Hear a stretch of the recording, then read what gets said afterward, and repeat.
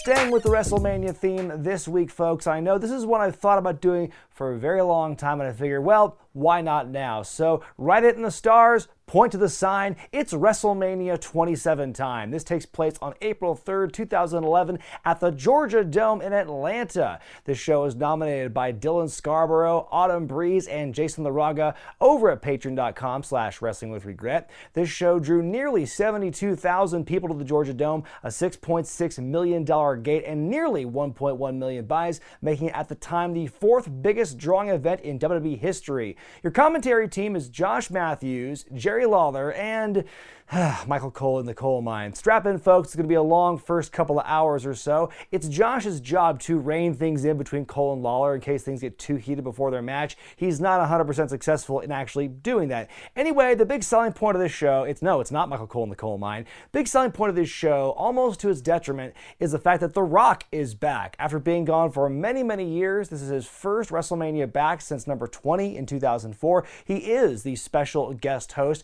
I can recall when the build for this was happening, before The Rock was announced, there was like a hype of, oh, someone's going to be the guest host. Who will it be? I remember very vividly that the rumor at the time was that Justin Bieber was going to be the host of WrestleMania, which I just remember seeing the vibe on message boards about that rumor. Can you imagine how angry people would have been had Justin Bieber, little Justin Bieber, before he grew up, had actually hosted Mania, or even taken part in any role, any capacity in WrestleMania, similar to some other celebrities we'll be seeing later in the night. That, I know, would have drawn some ire. So The Rock being the guest host after all obviously was a big boon, a big drawing point for this show, and probably like the biggest one. If it weren't for The Rock's involvement with this, I think we'd be saying a lot of different things about this WrestleMania, for good and for bad. Be that as it may, the opening package pretty much is there to introduce The Rock as the guest host. He makes his entrance, spends an entire minute on stage before he makes his way down the ramp. The Tesseract floats above the ring as The Rock makes his entrance. We'll be seeing that floating cube a lot during the show tonight.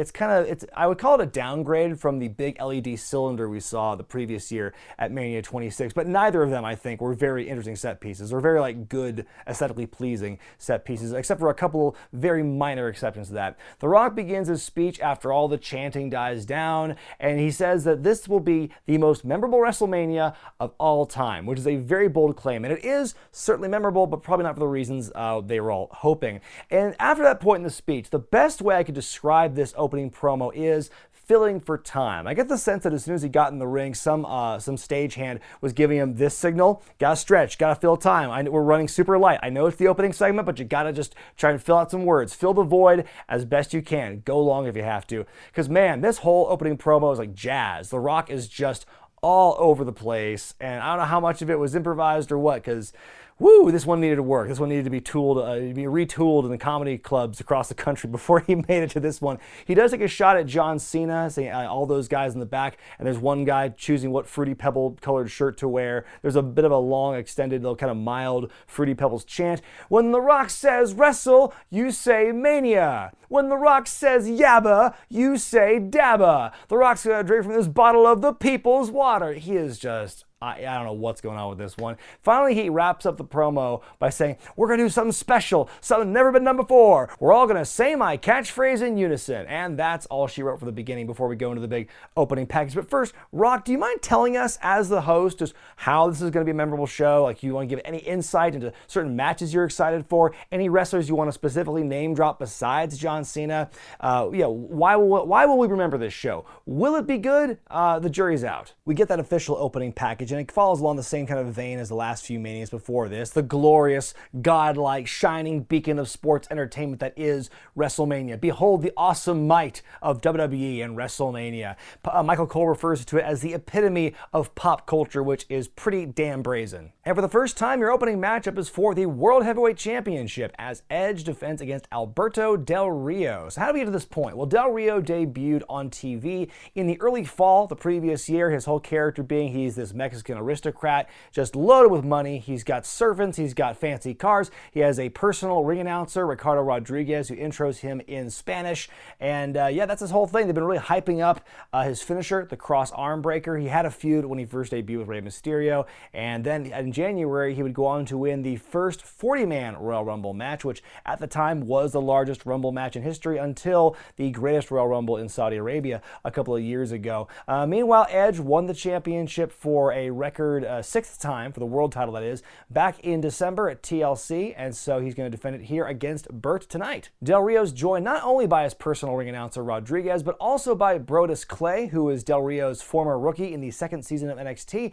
and his short-lived muscle thereafter. Meanwhile, Christian's in the corner of his former brother Edge. The match begins and Del Rio immediately begins attacking Edge's arm. He's been going after that arm for weeks leading up to this to soften him up for that cross arm breaker. Del Rio, though, takes the hammock bump through the ropes, and then Edge follows up with a big old somersault plancha. He did not bust that move out very often at that point in his career. I think, you see a lot of wrestlers, like when they start out, they do a lot more high-flying moves, and the ones that stick around to become the main eventers, you eventually see them kind of lose the high-flying stuff after a while. Like Randy Orton's first finisher was a giant top rope cross body, and then once he started getting pushed, they stopped having him do that because that's a dangerous move. So we'll give you the shitty overdrive instead, but that's a whole other discussion. On the outside, Rodriguez pushes Edge's foot off the bottom rope, which gets the attention of Christian. Christian goes after Ricardo, but is taken out by Brodus Clay. The execution DDT, Edge gets a wild look in his eyes, goes for the spear, but Del Rio dodges it, and when the referee's distracted, Clay attacks Edge's arm. Cross arm breaker, and Cole's screaming, "Tap out, Edge! Tap out, Edge!" Not only is Cole, by the way, a vicious heel commentator toward Lawler specifically, but just generally he's against faces in general at this point in his career. Edge counters into his own weird-looking submission move. Christian's back and takes out Brodus. Edge hits the spear, and Edge wins the match, retaining his championship.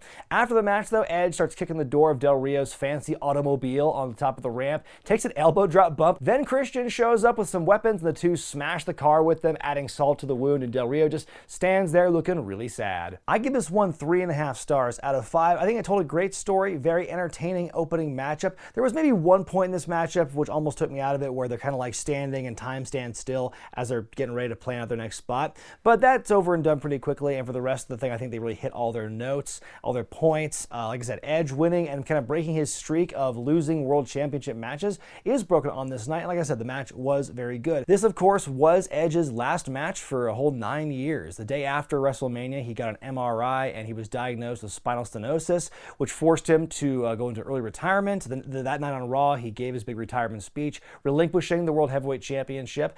Christian would replace him in the ladder match against Alberto Del Rio at Extreme Rules of the next pay-per-view. Christian would win the belt and be kind of like a surrogate champion for a bit, kind of carrying on Edge's reign for a little bit there. And of course, now we know 9 years later, things are kind of like going back to Edge being there. He came back to action as a surprise entrant in the Rumble this year, and at the time of this recording, he is in a WrestleMania feud with Randy Orton. And so it's just kind of crazy looking back at, watching this show, seeing what is the twilight, the end of Edge's career at that time. At the time, that's all we knew, and that was going to be it, was him, beating Del Rio and elbow dropping the roof of the Rolls Royce, and then being gone for so long. But now he's back, and fans are really excited about that. So it's kind of funny how things come full circle.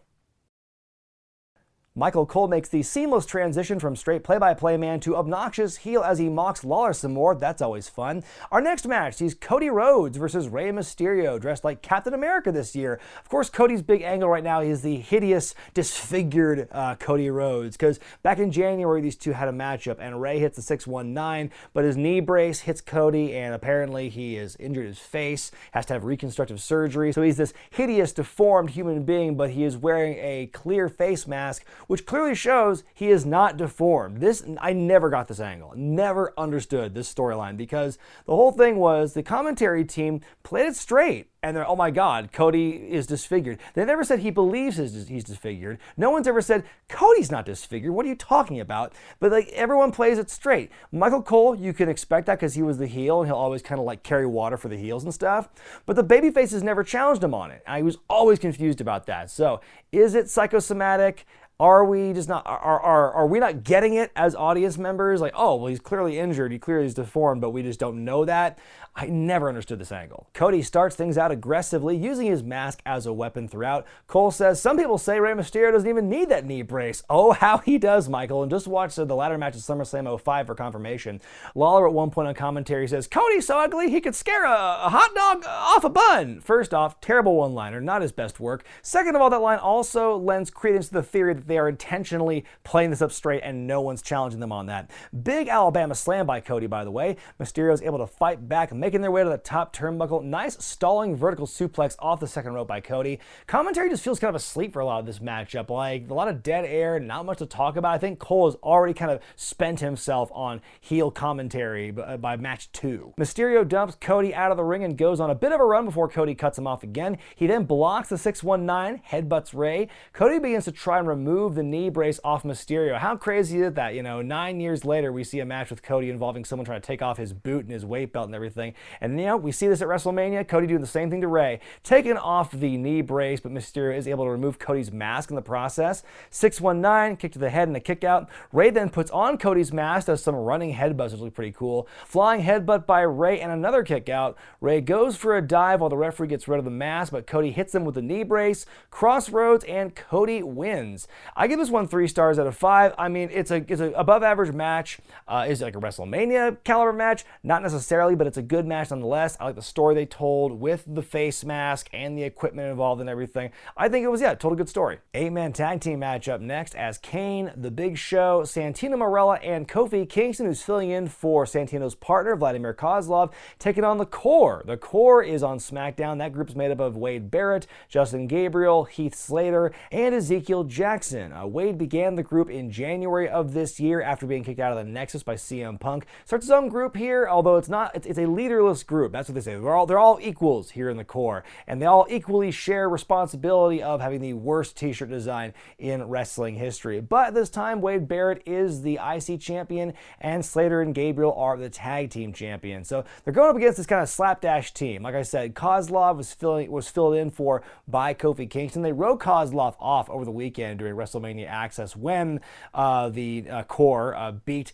Kozlov up. Now, in the time it's taken me to say all these things and setting up the matchup, the real matchup's actually probably ended by now because it's really academic. Big Show's a house of fire early on, but he gets checked by Jackson. Kane flies in, takes down everyone. Santino cobras Slater. Big Show punches him, pins and wins, less than 2 minutes. I give it half star out of 5. That was really barely a match, and in the process, you also wiped out this promising stable and three guys who are champions in your company in one fell swoop. Why was this on WrestleMania other than to humiliate the Corre? Not the first time. It wouldn't be the last time, I should say, that Wade Barrett would be part of a stable that gets embarrassed by some legends at the end of the night in WrestleMania. Anyway, and things go from bad to worse for the Corre here because the next night on Raw, they get beaten up, and then they lose the tag team titles soon after that, and then people start to break up. Ezekiel Jackson leads the group, and then the Corre's no more by the end of June. But yeah, you think if they won at WrestleMania, things might have been a little bit different. Backstage, The Rock chats it up with Divas champion Eve Torres. Why is she not booked? The Rock says he can make magic happen, and the next person who comes around the corner will get to make out with The Rock, and it's Mae Young. He calls her a Divasaurus. Lots of just old people jokes The Rock's saying here, and Mae says she wants the people's strudel, and then Rock kind of like guides her off and has Eve walk her off screen. He says, well, who else is going to be coming around the corner? And it's Stone Cold Steve Austin. They have a stare down and some tense words are shared, but they ultimately say, congratulations and good luck tonight, and they shake hands, and there you go. It's not the last time we'll see The Rock in a really awkward, uncharismatic form here backstage. Up next, a match that's sure to be a good one as CM Punk takes on Randy Orton. Now, back at the Royal Rumble, Punk and the New Nexus cost Orton his championship match against The Miz, and in a rare bit of continuity, they actually used a 2-year-old storyline to help justify it, because back at Unforgiven 2 years ago, Punk was the World Heavyweight Champion, set to defend the championship in a scramble match, but then just before it happened, he was taken out backstage by Randy Orton in a big punt to the dome, and so that's the one that Jericho was able to swoop in and claim the championship for his own. So, Nice they would actually use that to justify this angle here. Maybe that was not their intention, but it's a good way to bring it back up and have it actually, be an excuse for CM Punk's actions here. And then after that happens, Orton goes on a one-man wrecking spree here, taking out each member of the new Nexus one by one, punting them into oblivion. Maybe if Orton didn't take these guys out, they could have had them fight the Corre at WrestleMania, would have had an actual good match that would make a lot of storyline sense. Also, in the weeks leading up to this matchup, Punk attacks Orton's leg a couple of occasions. Is it weird that now we've had two high-profile matches on the show already where at least part of the build has revolved around attack a relevant part of the body in the weeks leading up to that? Anyway, some good work early on. It spills to the outside. Punk re-injures Orton's leg by kicking the steps into Orton's knee. Pretty neat there. Punk working the leg for a long time, and what a great laugh by Punk. Yeah! In pain. He gets Orton in the Tree of Woe, a big diving knee drop off the top. Orton avoids a GTS, goes to the RKO, but what a kick out of it by Punk. Punk goes up top but gets crushed, and boy, he sells the hell to that. Great sign of the crowd, by the way, the Randy Orton Orangeometer. Big ass superplex. Punk on the outside with a beautiful figure four around the ring post, punishing the leg, but Orton's eventually able to power out and make a fiery comeback. Gets cut off. Punk with the Anaconda Vice, so they roll into the ropes.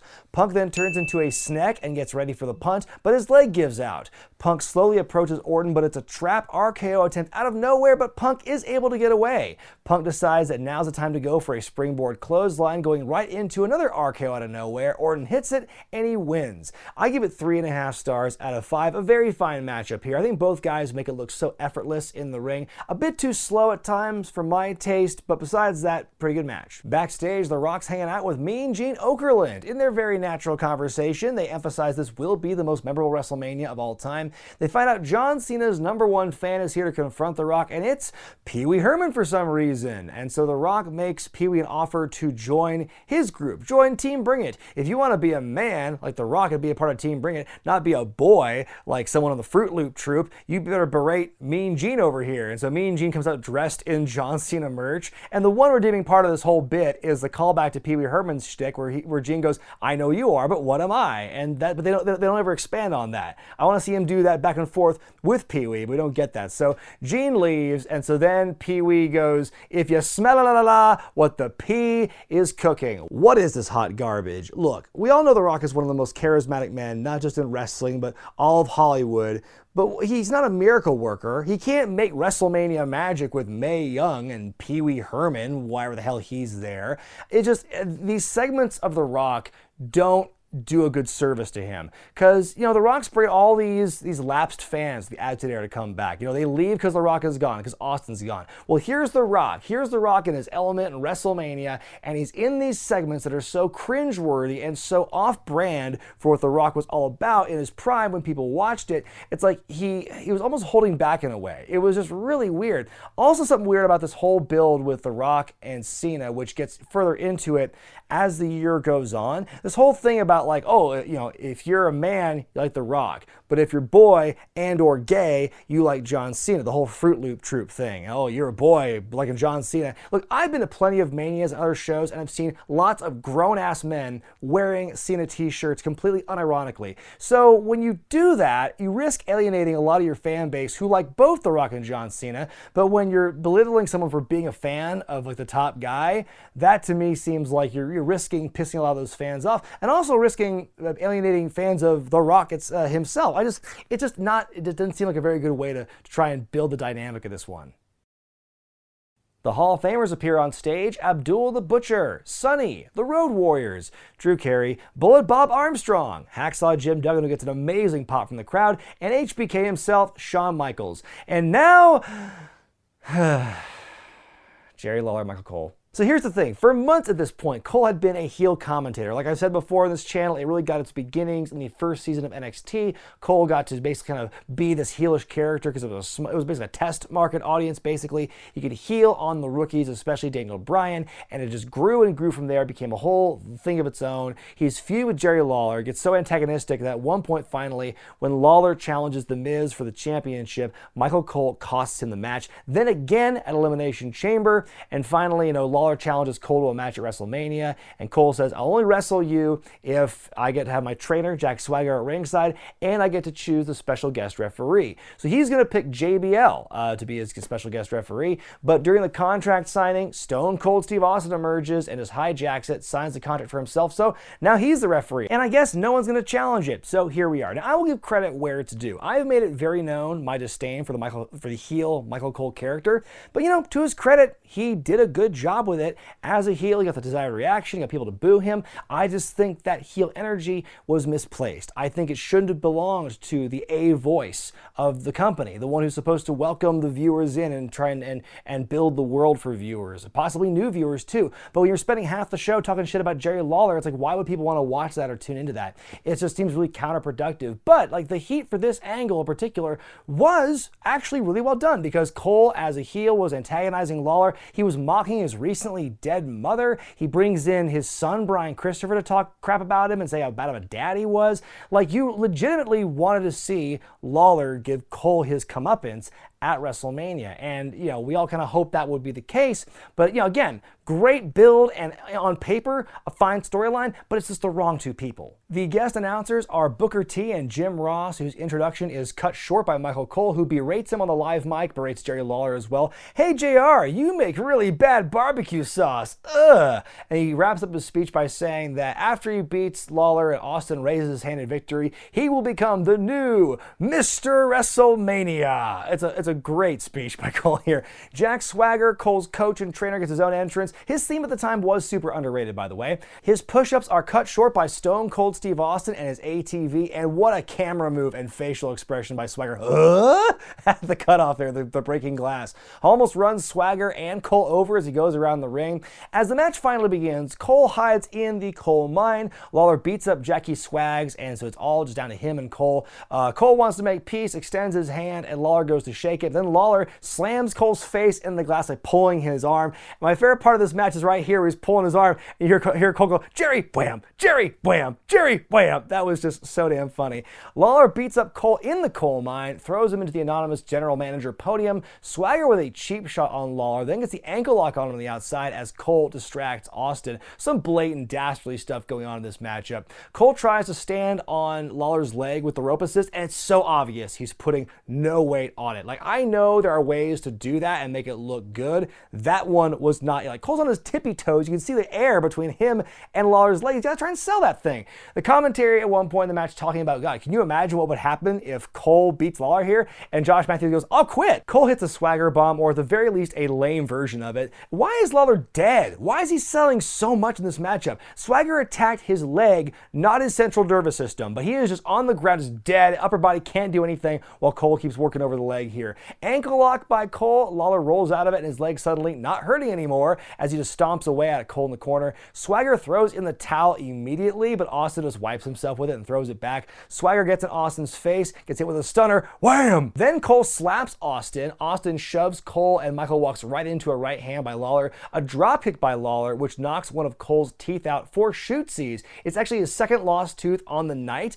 Cole explained recently on Corey Graves' After the Bell podcast that he had already lost a tooth earlier in the day. They were practicing in the ring and CM Punk's there, and it's out of nowhere wants to goof around and hits a flying knee to Cole's face, knocks out one of his front teeth. So he already lost a tooth. He lost a second one from the drop kick by Jerry Lawler. Bad day for Michael Cole. We get a fist drop. Jerry goes to the cover, but Lawler pulls him up. Oh, he's not done yet. Lawler applies the ankle lock. Cole taps out immediately and often, but Austin, the referee's fucking with him, doesn't ring the bell right away. He finally does. Lawler wins. The crowd's very happy. Let's get this shit over with. Finally, yay. Cole's carried out by Swagger. Austin brings up the beers. He and Lawler celebrate. Booker T wants to join in. He does the spinneroonie. His music plays. Stunner by Austin. Wham! His music plays again and just keeps going on, and all of a sudden, doodling, doodling, it's the anonymous Raw GM here to piss on all the fun. So Josh Matthews reads for the laptop here, saying that because Austin got physically involved shoving Michael Cole, that causes the decision to be reversed. So Cole actually wins by disqualification. Upon hearing that news, Lawler drags Matthews into the ring and Austin hits another stunner, wham, on Josh Matthews. And that's pretty much where it ends. Austin rides off into the sunset on his ATV. Lawler sits back at the announce desk, never brings up this match again the entire night, and we all have to sit with our heads in our hands wondering what we did in this life to deserve this punishment. You know, I'm glad that I recently brought in negative star ratings for this review segment, because this one gets -4.5 stars. Look, I have seen uglier matches, but never ugly matches that are so just drawn out and just long and uninteresting as this one. The best part of this match took place in the first 10 minutes, and this whole segment, from first entrances to the end, were well over a half hour. They dedicated such a huge amount of time to this one, on the level of Triple H, Undertaker, and The Rock, or I should say John Cena and The Miz. So much time was dedicated. This is one of the cornerstones, the pillars of WrestleMania 27, is Michael Cole, Jerry Lawler, and it's so friggin' hard to watch. And here's the thing, I knew full well what the outcome of this match is. I remember this show happening. So watching this in real time and seeing all the celebrations after Lawler finally wins, with the beer and Booker T getting involved, every time they added so much on to that celebration, I knew full well what was going to happen. So just the build to it, oh my God, just get it over with, get the reverse decision over with. It was so maddening. And they knew it was bad. That's the thing. Apparently when Cole comes back to gorilla position, Vince McMahon says that's the worst thing I've witnessed in 60 years. Undertaker apparently made his feelings known about how bad that segment was. You know, there again, maybe one or two truly entertaining, funny moments in this matchup, but they were long gone. This match did not need to be as long as it was. Dean Malenko apparently was the producer of this one. He got some heat for it, but again, why would you give them this much time if you knew it was going to be bad? Don't put the blame on Dean. Up next, The Undertaker versus Triple H, aka the match Sting would have had he not re-signed with Impact, where he'd go on to wrestle Jeff Hardy at Victory Road 2011. Welp! Anyway, all those vignettes that were allegedly meant for Sting turned out to be for The Undertaker instead. In February, he comes out on an episode of Raw after being gone for a long time, and Triple H interrupts him. They both stare silently at the WrestleMania sign, and I guess that's how the match was made. Triple H says he's done everything he can in this business, but the one thing he has not done is broken the streak against The Undertaker. And in his promos, he says, "We will define an era. Nothing else will matter." Well, tell us how you really feel, Triple H. Triple H comes out with an army of local workers and his evil Skull King gimmick for his entrance. There's no Michael Cole to say, "How cool was that?" at the end of it. A lot of soup bones getting thrown around at the beginning of this matchup. They go to the outside. Triple H tackles Taker right through the coal mine. By the way, worth pointing out, this is no holds barred. In the ring for a bit, back out they go, really exploring the space here. On the announce table, Triple H goes for a pedigree, but he gets dropped off onto the floor. That's a spicy bump. We got like a 19-0 chant from the crowd here. Giant dive to the outside by Taker, and he damn near kills himself. Holy shit, you cannot put the blame on Snooki for that one. They go back to fighting on the steel steps. Taker runs at him, but Triple H catches him, hits a spine buster through the Spanish announce table. Back in the ring, we get a choke slam and a kick out. A great sequence with a trade finisher attempt, and it's another high spine buster on Taker. Triple H brings a chair into the match, but Taker steals it and uses it for himself. A pedigree out of nowhere and a kick out. Triple H with some corner punches. Taker catches him and hits the last ride, but there's a kick out. A tombstone, another kick out. DDT on the chair by Triple H. Another pedigree, another kick out. Third pedigree, third kick out. Things are getting ridiculous. Triple H beats the hell out of Taker with a chair and yells at him to stay down. And the coup de grace, a shot right to the dome. That's a hefty fine for both of them. Taker keeps trying to get up and Triple H just yells at him some more. "Just die!" Taker goozles him, but he doesn't have the strength to finish anything off. Triple H with a tombstone of his own, yet somehow there's still a kick out. Triple H is proper spooked. Everyone's in shock. Triple H goes under the ring and grabs his old reliable, old sledgy. He goes to reach for Taker, but he catches him in the Hell's Gate. Triple H fights it. He grabs a sledgehammer, goes to strike, but Taker cinches it in, and H slowly fades out before tapping. Taker wins, and the streak stays alive at 19-0. Well, that was a lovely treat after sitting through the Cole Lawler match. I give this one the inverse of that rating. This is a positive 4.5 stars. I think the height and tension with this match was great. The physicality I thought was just on the mark. It was so good. I think the one nitpick I have was that I think there was maybe one or two too many finisher kickouts. The third pedigree and the tombstone I thought was a little egregious. It's going to get a lot worse next year when they have a rematch at 28. But that's a story for another time. But I think this match itself was definitely an all-time classic Mania match, and by far the best match of the night. In what I guess you can call your semi-main event, you've got a 6-person tag team match as Dolph Ziggler and LayCool take on the team of John Morrison, a rare brunette Trish Stratus, and Snooki from the Jersey Shore at MTV. This is one of WrestleMania 27's a few celebrities, and the only one who gets in the ring and gets involved if you don't count The Rock.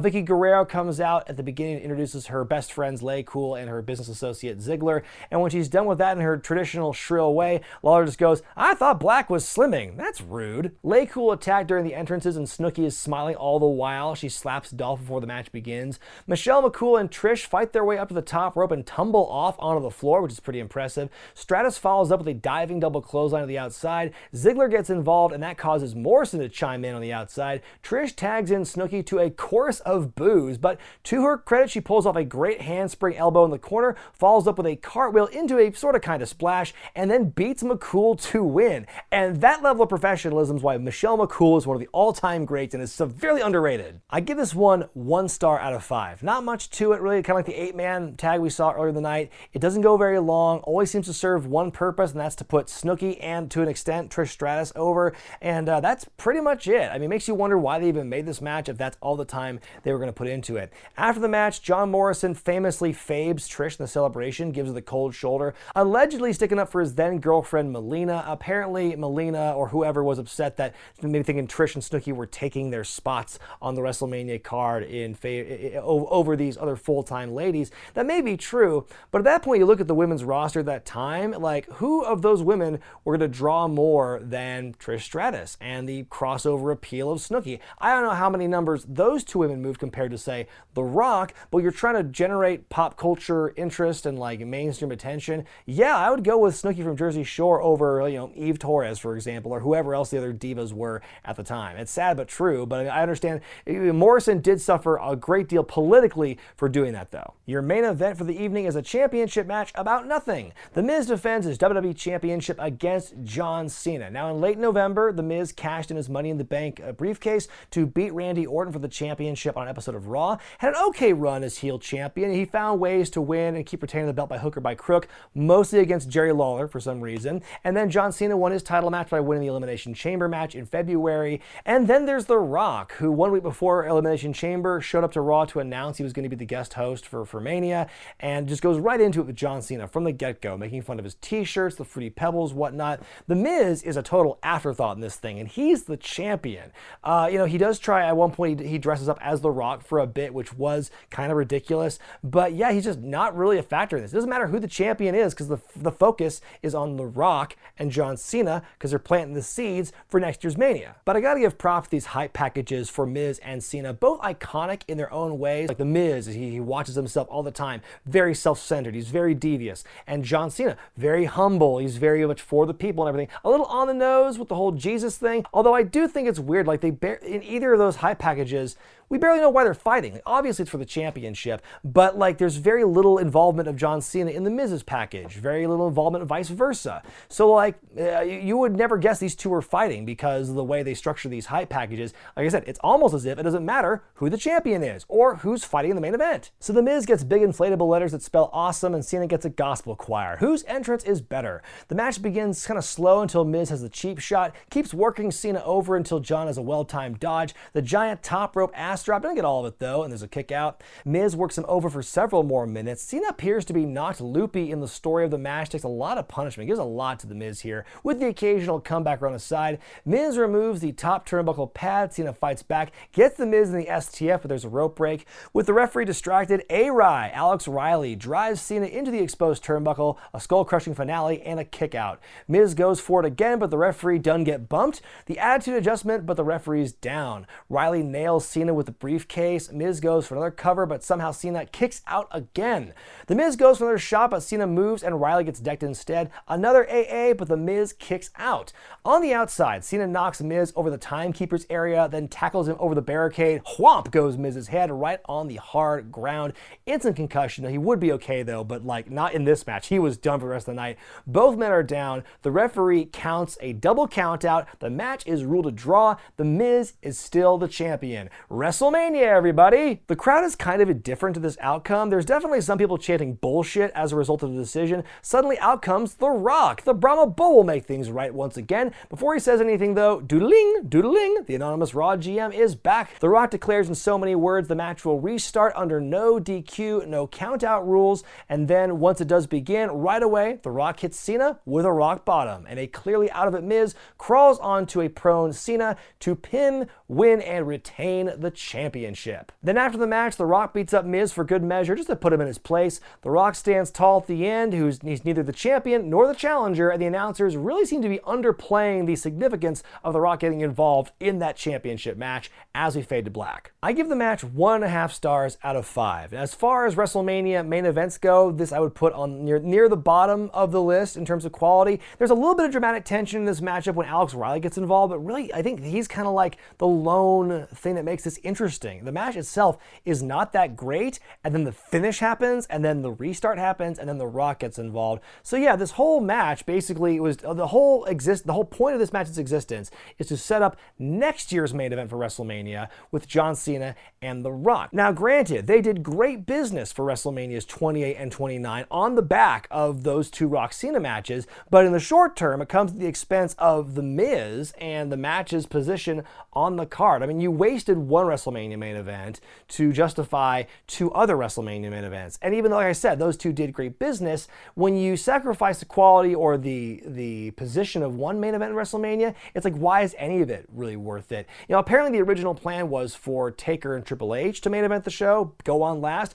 And if you're going to talk about, you know, which match is the best quality, which tells the best story, then yes, by all means, that absolutely should have ended the show. Because after that show, you'd really depleted your audience of their energy and their mana, so they weren't really into the rest of the show. But you know, The Rock was a big deal, obviously, one of the major selling points for this show. Again, trying to bring lapsed fans back into the fold, which to an extent they did that. So obviously you got to have him go on last and be involved in that thing, even if quality-wise, not the best way to end the show compared to, say, Taker Triple H. My final grade for WrestleMania 27 is a D. This show is just all over the place in terms of overall quality. It doesn't know what it wants to be. There's no consistency with this show. It's like good match, really bad match, really good match, bad match, just all over the place here. And not to mention the fact they only had 3 championships on the line of this show, and none of them changed hands. Really adds to the kind of underwhelming feeling of a show which traditionally has, you know, the beginning of new eras and new chapters, and so that you'd think there'd be some title changes here, but we get none of that. And then there's The Rock, who I felt that, you know, again, they were really banking hard on him for the success of the show. I think he really underdelivered. It was really underwhelming as a host. Most of the stuff he did, whether it be on the mic, live out in the ring, or backstage, a lot of his segments were pretty brutal to watch, even if you don't take hindsight into it. It was just really bad, really cringy stuff. And then, of course, he's there to pop a buy rate and just build for WrestleMania 28, but in turn that takes the heat off of the main event and the championship match. And yes, I know I'm ranking this lower overall in grade than WrestleMania 4, but that's because even though WrestleMania 4 may have had a long, boring tournament with a lot of short matches and some really lousy finishes, at least, by the grace of God, it didn't have Jerry Lawler versus Michael Cole. Well, I hope you enjoyed my review of WrestleMania 27. If you want to play a role in determining which shows I look at, be they good, bad, or somewhere in between, go to patreon.com/wrestlingwithregret, become a $10 backer or above, and you'll have the chance to nominate classic shows for me to review. Now, the next time we'll be here, it'll be April 1st, April Fool's Day. The potential to be really silly and wacky is certainly there, but it is still WrestleMania season, and a part of me that wants to play it straight. So I'm going to leave this decision in the hands of you, the viewers. Let me give you your two choices. I can either review WrestleMania 23, it's one of my most requested manias to look back at, or I could review New Blood Rising from the year 2000 in WCW, because it's Vince Russo, 2000. It's always a funny time. So that's going to be my concession for April Fool's Day, but I will let you decide by going to the iCard in the corner of your screen. There is a poll where you can decide which show you want me to look at. But until then, I'm Brian Zane, and I'll see you next time.